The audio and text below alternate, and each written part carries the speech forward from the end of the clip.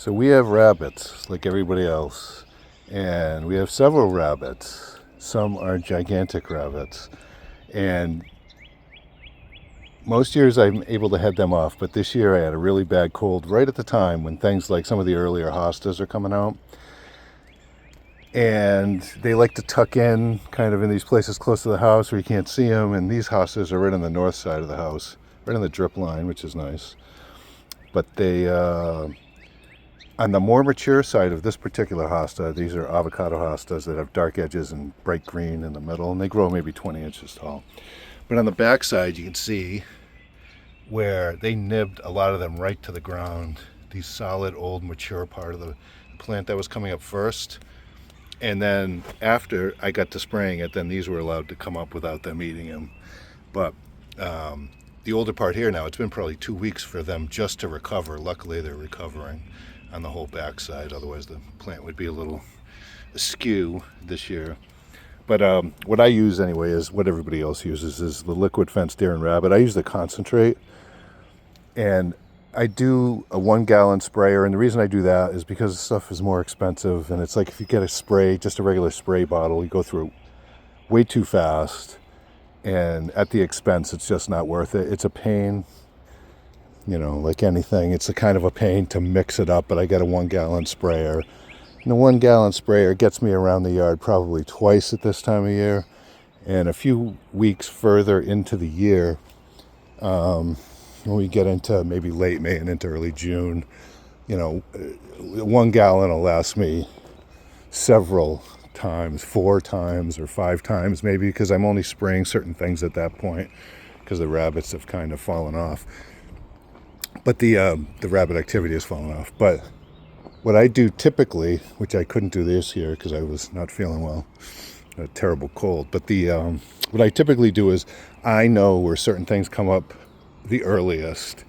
So I'll go around and just spray the ground around them and where that area is, to get them to learn to not go to that area.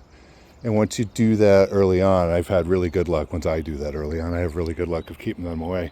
Like we have a big rabbit that now has several other rabbits that live under this bush, and they live under there all winter long. And I'll come out in the morning and they're standing right in this area of grass running around. So even like a plant here, if you get it early enough, and spray it, even after they eat it, like they didn't eat those, but they eat the top of these right off when this started coming off. These curly fries, they're called. These are really cool. They're actually much more tough than they would almost look like. And they've filled in really quickly after the first year. They were so tiny the first year because we split them. But anyway, so the tips of these, I can't even tell that they nipped off the whole first starting part of the growth. So that's the best time to do it. But I do that early on, and I go around, and I probably go around like every 2 or 3 days, because every 2 or 3 days something is coming up new. And then even as things get sprayed, if they're quicker growing, hostas, just for the example, there's other things they try to get after, like ferns and things, and this Aconocloa grass, Japanese forest grass, I spray that too. But something that grows really quickly, like these big blue, there's like a big blue hydrangea here, they grow so fast that I have to reapply anyway, because the new part of the plant keeps coming up and that is not sprayed, so I'll have to go back every couple of days and do it. So at the beginning of the season, it's kind of a thing that I have to get out here more and more, and as more and more things come up, I'm using more and more spray. But that period goes by pretty quickly. There's probably that first month from late March till Memorial Day, let's say, where I'm spraying, probably if there's no rain, probably spraying every 5 or 6 days just to keep them off of things. And then if it rains, even though this says that it's rain resistant, I still go out and do it like the day after it rains. And unfortunately, it's have some periods where it rains, and there's not much you can do. But generally, once they're trained, they generally stay away from things. And once we get into, let's say, Memorial Day, it's like I'll spray maybe, once every 2 weeks or something, because it's clear that the rabbit activity is down after that. And in our yard, we only have this one strip of grass.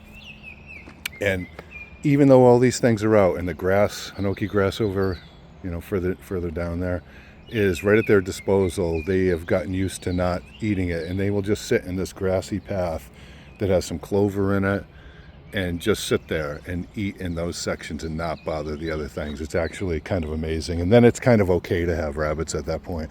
But if I see at some point that they're nibbling on something, and I take, daily tours around the yard and I see some damage, then I'll come out and spray specific things. But even over in this section of the yard, kind of between these evergreens, we threw clover seed down there just to give them a place to have something to eat, but not eat the things that are right here. So we have the big hostas right here, and they will completely leave them alone after a little while. So I think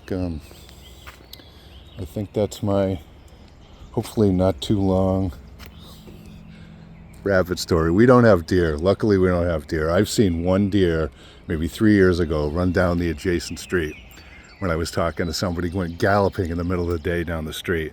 And I have never seen one since, and I know they're not far from here, but hopefully we don't have that problem, because that would just be like a whole other thing. So that is it.